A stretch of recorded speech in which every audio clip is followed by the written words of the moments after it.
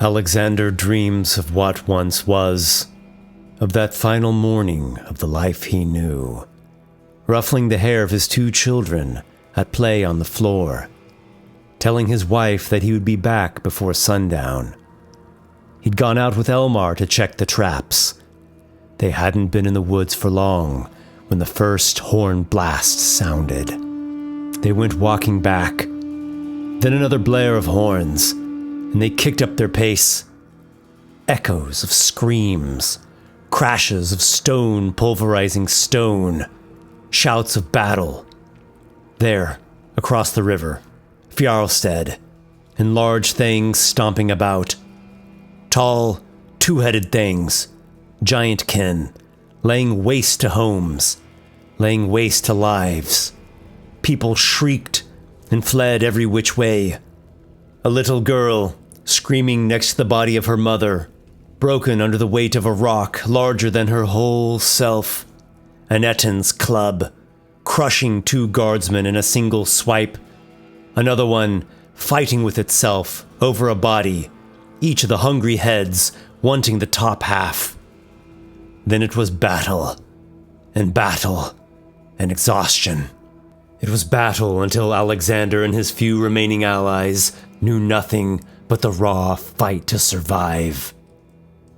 When it was done, he found them. He shoved back chunks of the heap that had been his house. There they were. Sigrun, her hair gone to red runs, her body a crumpled wreck, her eyes stark out in an endless stare, her arms clutching at Halvar and Astrid, protecting them from something she could not protect them from. 3 corpses that had been his world just an instant before. Dead. And dead he went with them. The world dead, all death, everything shut. An iced-over world. Ice, rock, iron, a blasting bleak wind scouring everything, tearing away every shred of what lives. The world collapsed to the underworld. Numbness.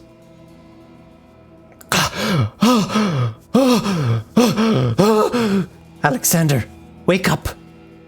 Wake! After fleeing from the dread fort, the men completed a long rest. They traveled for a couple days, and they are now camped out once again, this time in the ruins of a small hamlet. This area once lay soaked in the mists of arcane blight, the aftermath of the War of 3 Dooms. Those mists are gone now, but the consequences of their warping effects remain. Stephan's survivalism has gotten the party through a stretch, but they are still hungry and they are still in desperate need of finding some kind of sanctuary, of finding civilization. Sigrun reminded me again of how she wanted another baby. That was the last thing she ever said to me.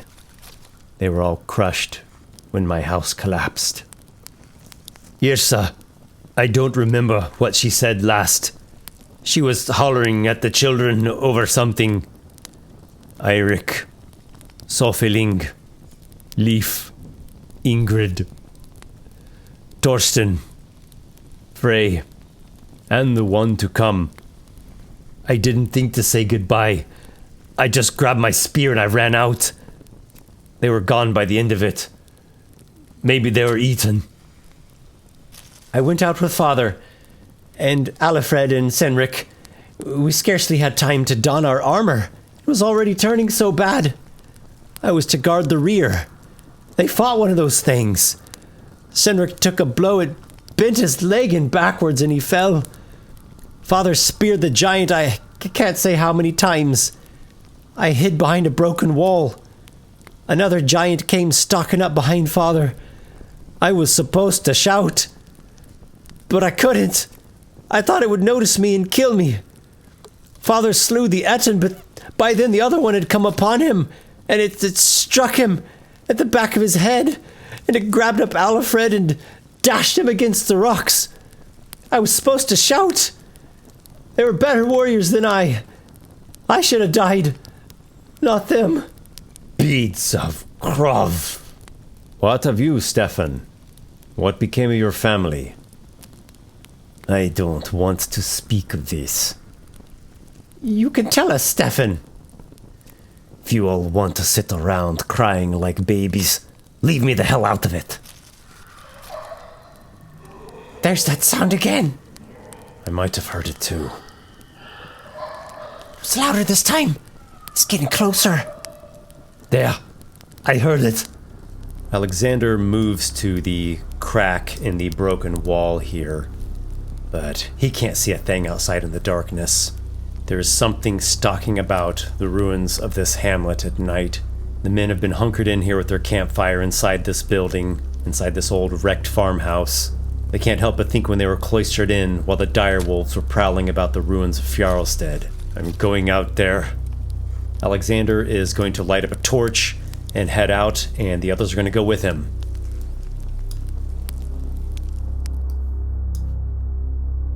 They look about this way and that. Isaac gives a signal with one of his daggers, pointing to this old ruined mill here.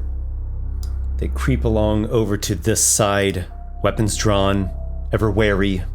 Alexander jams his torch down into the snowy ground, draws his longsword, the blade that was taken from one of the fallen soldiers at Fjarlstead. "Who's there?" he calls out to the darkness. There's the sound of some movement inside the old broken mill, and then a monstrosity bursts forth. It's a horrible thing, a twisted, ugly thing. Its body is almost like that of a troll, but the head has some lupine traits to it. Its eyes have an angry, arcane burn to them. The whole thing is disfigured, long limbs, long claws. It comes stalking out, bursting out. I'm going to roll Isaac's stealth check, contested by the perception of the creature. Its keen hearing and scent has picked up on Isaac, and so he is not hidden. And we will be rolling initiative for all here. Looks like first up will be Isaac, then the monster, then Stephan, then Alexander, then Hans. The men shout. They do not know what this horror is, but they are suddenly thrust into a brutal struggle for survival. Isaac's up first. He's going to move, let's say, to here, and he will ready a throw with a dagger. The creature looses its strange, bleating, growling, almost howling sound, and it comes against Alexander, who is in the front. The creature's going to make 2 attacks from a multi-attack. First claws and then a bite, looking at a natural 1, and then an 18. 18 doesn't quite hit. Alexander has a fantastic 19 AC from chainmail and a shield, so he evades the claw swipe. These nasty, like troll-like claws just rip through the air, and then his shield just barely holds back. These slavering fangs. We go to Stephan's turn. He's going to move into a flank position. I give +2 to hit due to flank. He stabs out with his spear, and we've got a 15. That will do it. That's enough to hit the creature, just barely. Looking at a 9 total. 1d6 plus 6, got an extra bit of damage on there due to the dueling fighting style. And we go to Alexander's turn. Alexander swings the longsword, slashes at the creature, comes to a total of a 20. That will definitely hit. And we're looking at 7 damage total to the monster. Still, these are just some light wounds against the creature. It seems pretty sturdy. Hans is going to go into a barbarian rage. And he comes, I think he's going to set up a charge with his charger feet. So he positions himself and then comes charging in with a spear thrust. Hans will go ahead and do a reckless attack. I'll just roll this twice and just take the better of the 2. Definitely the nat 15 over the nat 4. It's coming up with a 19 to hit. That will definitely do it. With the charge bonus included, he does a total of 15 damage. Fantastic hit against the creature. Rams the creature back a bit against these partially broken old wooden steps. Isaac is going to probably throw another dagger, or should he close into melee? I think he'll stay back, throw another dagger from range.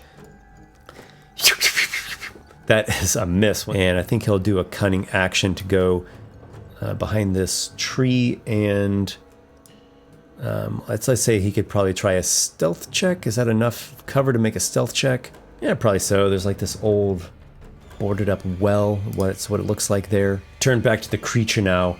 There's something seething within it, some sort of supernatural force seething just underneath its veiny, blighted, deformed skin, but not quite erupting out of it yet. It will just make a savaging growl, and it looks this way, and that is getting a bit surrounded by these warriors. It will turn this time to Stephan the Scarred, and it will swipe at him. It's having a hard time against Alexander, who's so defensive.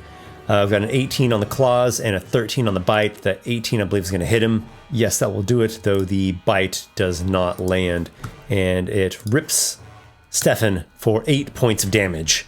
Stephan responds with a spear thrust. I'm thinking he might action surge as well to do another. So that was a hit. He'll go ahead and do action surge and do yet another. The second one is missing by one, but it is flanking, so he is struck twice. All right, I'm going to do Stephan's first spear roll separately because this might matter. He has 9 piercing damage, and indeed, he's got one more damage roll to come. But this first spear thrust, when he strikes the creature, unstable arcane energy surges from it. This blight surge erupts from this monstrosity. I must do a random roll for this. I got a 2 on the d6, a violent spasm. This creature is actually taking 2d6 damage from this violent spasm that like rocks through its body. So it actually gets hurt even more.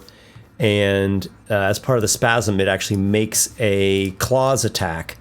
Uses reaction to make a claws attack. So it's going to rake at Stephan with a claws attack as a reaction, just right here and now.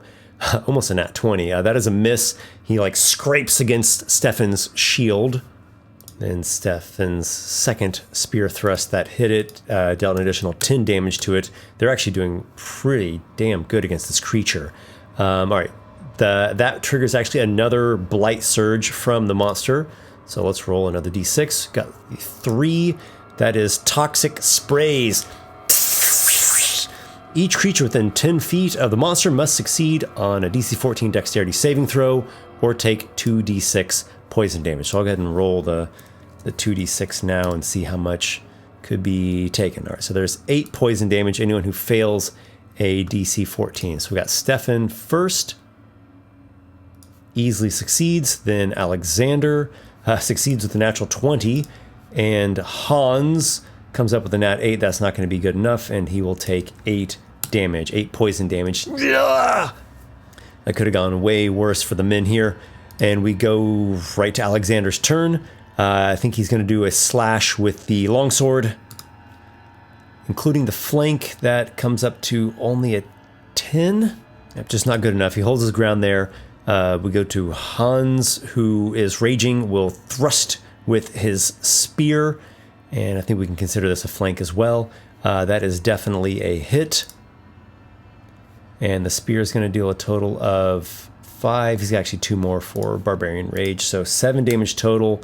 The monster's down into the red. That does provoke yet another Blight Surge. So it seems like whenever he became bloodied and whenever he takes damage while bloodied. 5. That is going to be Blue Mist. The monster exhales blue mist in a 15-foot cone. Each creature in the area must succeed on a DC 14 dex save or be enveloped by the mist. So I think he'll exhale the blue mist onto Alexander and Hans. Alexander is going to make his dex save. Nat 1, that will be failure. And Hans has a nat 8. Both of them have failed. So both Alexander and Hans are enveloped by this strange blue mist. It's blinding them. They can't see through it. We go on to Hans, who is in much the same situation. At the start of his turn, the mist is going to pull him down this way. And he like staggers back. He thrusts out blindly with his spear, trying to stab the thing with everything that he has. I think he would actually reckless attack to negate the disadvantage, but it looks like it was an 8 on the first d20. So end of his turn, he will make a dexterity saving throw. Actually his barbarian danger sense gives him advantage on dexterity saves as long as he can see the effect. So I guess if we consider what I just rolled there, part of the advantage on that initial roll, so he still failed it, and then now he Does he re-roll it with advantage? I think we'll go and say yes on that. So here's at the end of his turn. Just rolls pitifully low on a nat 3 to nat 2. We go to Izak's turn. I'm going to do a contested stealth check along with the creature's perception. The creature actually has advantage from keen hearing and scent. Izak has like a 19 and it has 13, so he is successfully hidden and will slink over just a bit and will make an advantage attack, hoping to do a sneak attack. There is a critical hit, sneak attack with his dagger. The dagger pierces right into the heart of this blighted monstrosity. The thing goes like flailing and bleeding onto the ground, and the men both like jump back. I guess it has one of those, like a final blight surge. Let's see what happens in its final death throes here. 5 is at the blue mist again, and the monster, in its final death rattle, exhales this strange swirling blue mist. It maybe envelops Stephan for a time and tries to pull him this way and that, as though wanting to spirit him away to some misbegotten corner. But they will overcome it. The 3 of them will overcome it. If nothing else, it will dissipate after a minute, for it is nowhere near the full force of some of the strange arcane mists that once billowed through and choked out this region and many regions of the realm of MacLeod. The Brotherhood of Fjarlstead has prevailed. They will be surviving yet another night in this strange and blighted wilderness. They will each receive 200 experience points for this small-scale kind of one-shot encounter scenario. Things could have actually gone much worse for them, but they did quite well, and fortune was on their side. Thank you all for following along with this saga. If you'd like to give this video a thumbs up or subscribe to the channel, you have my thanks. And I want to give an extra special bardic bow of gratitude to everyone who supports me over on Patreon. Highest thanks going out to Lucas Mesmo, Adam Wood, Nick Thy Pirate King, Jared Primont, Locke, Nicholas A, Technicolor Shale, Robert Brashini, Ben R, Till Wrench, and Tornado. You guys are fantastic. And what else can I say? If you all want to show some additional support, check out the links below. You can be a supporter on Patreon, help support the channel, make my crazy endeavors possible. You can even sign on just as a free member on Patreon now. Or check out my online shop. I have some 5e books and modules that I've produced in there, things that really try to capture the sense of gritty, dangerous, mythical adventure. They're packed full of content for players and for GMs both, and I really put my heart and soul into them so that they would just be bursting and flowing with all kinds of inspiration. Well, that'll wrap things up for now. Until we meet again, my brave companions, may your adventures be many.